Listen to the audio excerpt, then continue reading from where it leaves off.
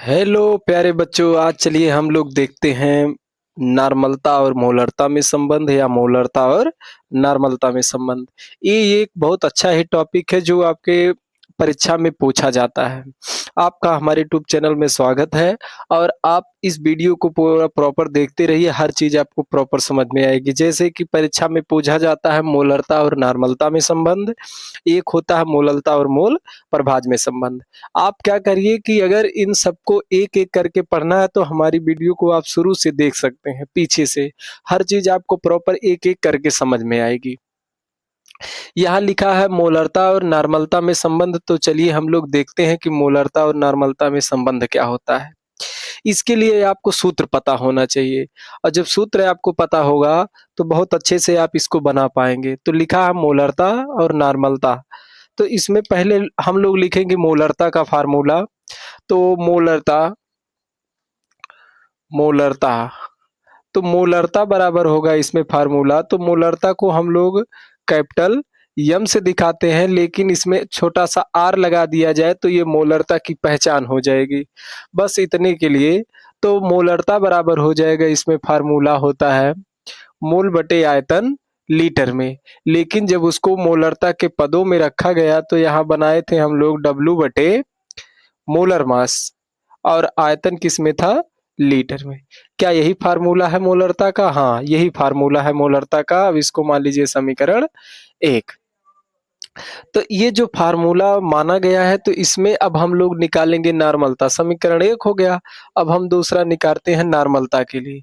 तो नॉर्मलता का फार्मूला क्या हो जाएगा? नॉर्मलता। तो नॉर्मलता को दिखाते हैं कैपिटल एन से, तो इसको दिखाया गया था EQ बटे V लीटर में। EQ बटे V लीटर में। EQ क्या है? ग्राम तुल्यांक है, N क्या है? नॉर्मलता है और V क्या है? इसमें आयतन है। तो EQ जो है वो क्या है? इक्विवेलेंट मतलब ग्राम तुल्यांक है। अब एक और आपको बताए थे तुल्यांकी भार, उसको कैपिटल E से दिखाते हैं। तो यहाँ देखिए नॉर्मलता बराबर ग्राम तुल्यांक बटे आयतन लीटर में है। तो जब इसका पूरा फार्मूला बनाया गया था तो नॉर्मलता बराबर आया था W गुणे N factor. N factor, N factor का मतलब एन गुणांक और बटे मोलर मास, और ये जो आयतन रहेगा वो किस में रहेगा? लीटर में। तो इसको हम लोग मान लेते हैं समीकरण 2। अब देखिए जो यहाँ अगर आपको ये चीज नहीं समझ में आ रही कि कहाँ से मोलरता और नॉर्मलता आया, तो प्लीज इसके लिए आप क्या करिए, पीछे जाइए और हमारे वीडियो को देखिए। पहले हम उसमें मोलरता, नॉर्मलता, मोल प्रभाज जैसे टॉपिक को पढ़ाए हैं। उसके लिए आप विलयन चैप्टर शुरुआत से देख सकते हैं, ये आपको बहुत अच्छे से उसमें बताया गया है। अब देखिए क्या होगा कि ये हो गया मोलरता और नॉर्मलता के लिए। अब हम लोग यहाँ क्या लिखेंगे कि समीकरण समीकरण 1 व 2 को समीकरण 1 व 2 को भाग देने पर भाग देने पर अब जब आप समीकरण 1 और 2 को भाग दे देंगे तो क्या होगा? हम एक दूसरे को बटे करेंगे। जानते हैं बराबर की इधर वाला उधर जोड़ा जाता है, तो यहाँ हो जाएगा mr बटे n। लेकिन जब हम लोग इधर लिखेंगे तो इसी फार्मूला को लिखेंगे कि W बटे मोलर मास और आयतन लीटर में। ये हो गया। और पूरे का बटा जो होगा वो हो जाएगा W गुणे N फैक्टर बटे मोलर मास और आयतन लीटर में।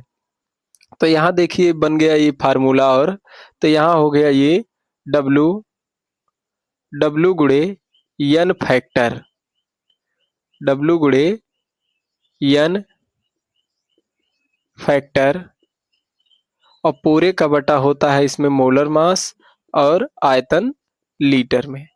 अब आपको दिख रहा होगा कि क्या क्या इसमें कट जाएगा। क्या क्या कट सकता है? देखिए भार से भार कट जाएगा, मोलर मास से मोलर मास और आयतन से आयतन। बचा है केवल इसमें तो मोलरता मोलरता बटे नॉर्मलता बराबर 1 बटे एन फैक्टर, एन फैक्टर यही बचा है। अब इसको अगर हम तिरछा गुणा करेंगे तो ये वाला इनके साथ और ये वाला इनके साथ। अब जैसे यहाँ हम लोग गुणा करेंगे तो ऐसे बन जाएगा n बराबर एम आर गुणे n फैक्टर, n फैक्टर। ये बन गया फार्मूला। और इस फार्मूले में जो ये प्रयोग किया गया है कि नॉर्मलता नॉर्मलता बराबर मोलरता मोलरता गुणे n गुणांक। तो इस संबंध को आप इतने भागों में इस तरीके से इसको हल कर सकते हैं। तो ये हो गया आपका मोलरता और नॉर्मलता में संबंध। अब हम लोग इसके बाद देखते हैं इसमें कि मोलरता और मोल प्रभाज में क्या संबंध होता है। ये नॉर्मलता और मोलरता के लिए है। अब हम लोग देखेंगे मोल प्रभाज में क्या संबंध होता है। जैसा कि अभी हमने आपको बताया कि अगर आपको मोलरता और मोल प्रभाज भी देखना है, नॉर्मलता और मोलरता भी देखना है, तो आप हमारी वीडियो को जरूर देखिए शुरुआत से। और उसमें देखेंगे कि हर चीज आपको प्रॉपर परिभाषा के साथ, मात्रक और सब के साथ उसको बताया गया है। क्योंकि अगर पढ़ना है तो भाई आपको देखना पड़ेगा, वरना यहाँ आपको क्या पता समझ में ना आए। लेकिन जो यहाँ आपको बताया जाएगा उसे आप ध्यान से देखिए। लिखा है मोलरता और मोल प्रभाज में संबंध। जो आपको मोल प्रभाज का सूत्र बताया गया था, उसके माध्यम से अगर आप इसको देखते हैं तो हर चीज आपको समझ में आएगी। उसमें देखिए क्या इनका सूत्र बताया गया था कि मोलरता और मोल प्रभाज। मोलरता और मोल प्रभाज, तो हम लोग मोल प्रभाज की सहायता से इस सूत्र को हल करेंगे। तो यहाँ लिखेंगे पहले विलेय विलेय का मोल विलेय का मोल प्रभाज विलेय का मोल प्रभाज क्या होता है, यक्स ही। तो इसके बराबर जो फार्मूला लिया जाएगा वो लिया जाएगा इसमें, तो इसमें लिया जाएगा इसका फार्मूला कि n पूरा एक ही साथ आप रख सकते हैं, या तो इनका सूत्र कि WA बटे MA पूरे का बटा WA बटे MA प्लस WB बटे MB। तुरंत मान लीजिए समीकरण 1। तो वही तो सूत्र है इसका। फिर देखते हैं दोबारा जो इसका होता है दूसरा फार्मूला, वो होता है विलायक विलायक का मोल प्रभाज विलायक का मोल प्रभाज। तो एक्स बी बराबर हो जाएगा यहाँ WB बटे MB पूरे का बटा WA बटे MA प्लस WB बटे MB। ये हो गया दूसरा फार्मूला। इसको हम लोग मान लेते हैं समीकरण 2। तो समीकरण 1 और 2 से देखिए क्या हुआ है कि बस आपको यही इसमें बताया गया कि जो फार्मूला होता है मोल प्रभाज का वो यही होता है, इसी के भार के पदों में कहते हैं और इसी पे सभी सवाल भी लगते हैं। जितने भी न्यूमेरिकल इस पे आएंगे वो इन्हीं पे ज्यादातर बनते हैं। मोल प्रभाज का मान कितना होता है, 1 से छोटा ही इसका आंसर आता है। अब हम लोग देखिए यहाँ क्या करेंगे, लिखेंगे कि समीकरण 1 व 2 को भाग करने पर समीकरण 1 व 2 को भाग करने पर, अब जैसे आप समीकरण 1 और 2 को भाग करेंगे यहाँ, तो देखेंगे कि XA बटे XB हो जाएगा। और जब इधर वाले का भाग करेंगे तो देखिए यहाँ क्या है, दोनों का हर समान है।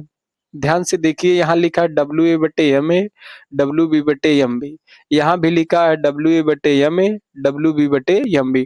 तो नीचे वाला पूरा कट जाएगा, बचेगा ऊपर वाला। तो यहाँ आप लिख सकते हैं इस तरीके से x विलेय के लिए और पूरे बटा x विलायक और बराबर में क्या आ जाएगा, जब आप इसको काट देंगे तो यहाँ बचेगा WA बटे MA पूरे का बटा WB बटे MB। तो ये देखिए ये जो सूत्र आप बनाए हैं दोनों, तो इधर इस साइड वाला इधर देखिए लिख दिया गया है और इस साइड वाला इधर लिख दिया गया है। तो आप इसको इतना कर सकते हैं कि ये वाला किसके साथ जाएगा, इनके साथ, और ये वाला जाएगा इनके साथ। तो यहाँ देखिए फार्मूला इसका क्या बन गया अभी कि x विलेय बटे x विलायक बराबर यहाँ हो जाएगा ए गुणे यम बी और पूरे का बटा यम ए गुणे डब्ल्यू बी। ये देखिए, ये जो आप फार्मूला बना के लाए हैं कि x जो है विलय में है और बटे क्या है x विलायक में है। समीकरण 1 और 2 को जब भाग किए हैं तब ऐसा बना है। और ये वाला इनके साथ हो गया। यहाँ देखिए डब्ल्यू ए यम बी, फिर यहाँ क्या हो गया यम ए डब्ल्यू बी। तो ये जब हो गया तो अब हम लोग क्या करेंगे, सवाल में फार्मूला बनाने के लिए इन दोनों पक्षों में हम 1000 से करेंगे गुणा। तो यहां देखिए क्या होगा कि दोनों पक्षों में 1000 से गुणा करने पर ये बन गया। ये दोनों पक्षों में 1000 से गुणा करने पर जैसे आप दोनों पक्षों में 1000 से गुणा करेंगे तो ऐसे यहां बन जाएगा x विलय बटे x जो विलायक के लिए प्रयोग हुआ है, विलायक, इसमें हो गया 1000 से गुणा। अब उधर भी होगा उतने से गुणा। अब इस साइड भी उतने से गुणा किया जाएगा कि डब्ल्यू ए यम बी पूरे का बटा यम ए गुणे डब्ल्यू बी। तो देखिए यहाँ हो गया, यही सूत्र लिखा है कि W A M A M B फिर यम ए गुणे डब्ल्यू बी, यम ए गुणे डब्ल्यू बी।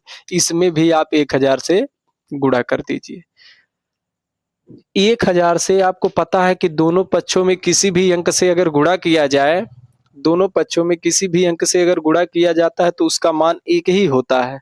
तो यहाँ 1 से गुणा करने पे कोई फर्क पड़ने वाला नहीं है, लेकिन हम लोग इसे फार्मूला बनाने के लिए प्रयोग करेंगे।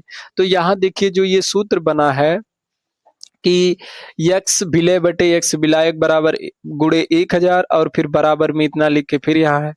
यहाँ देखिए आपको एक फार्मूला पता होगा कि फार्मूला होता है कि छोटे m बराबर होता है W गुणे 1000 बटे मोलर मास गुणे कैपिटल W। ये फार्मूला आपको हम कहाँ पढ़ाए थे? ये फार्मूला आपको पढ़ाया गया था मोललता पढ़ाते समय, मोललता ये चीज।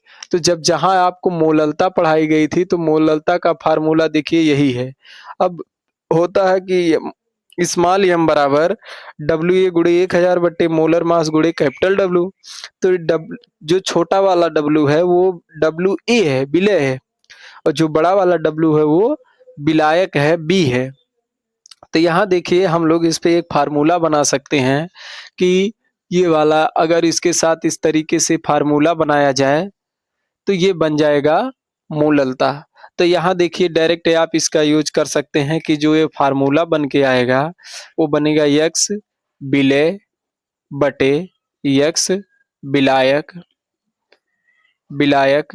बरा और गुणे में 1000 है, 1000 और यहाँ इसके स्थान पे बचेगा मोललता और गुणे इसके साथ रहेगा यम बी मतलब विलायक का अणुभार। और फिर आप जब इसको आगे फार्मूला बढ़ाएंगे तो विलय बटे x विलायक और फिर इधर से 1000 लाएंगे तो इसमें क्या हो जाएगा भाग। तो हो गया ये मोललता गुणे यम बी और पूरे का बटा कितना हो जाएगा 1000। तो ये जो फार्मूला बन के आया है यही है मोललता और मोल प्रभाज में संबंध। तो इस फार्मूला को आप प्रॉपर देखिए और दोबारा इस वीडियो को देखेंगे, हर चीज आपको एक एक करके समझ में आएगी। ये हो गया आपका मोललता और मोल प्रभाज में संबंध। ये सूत्र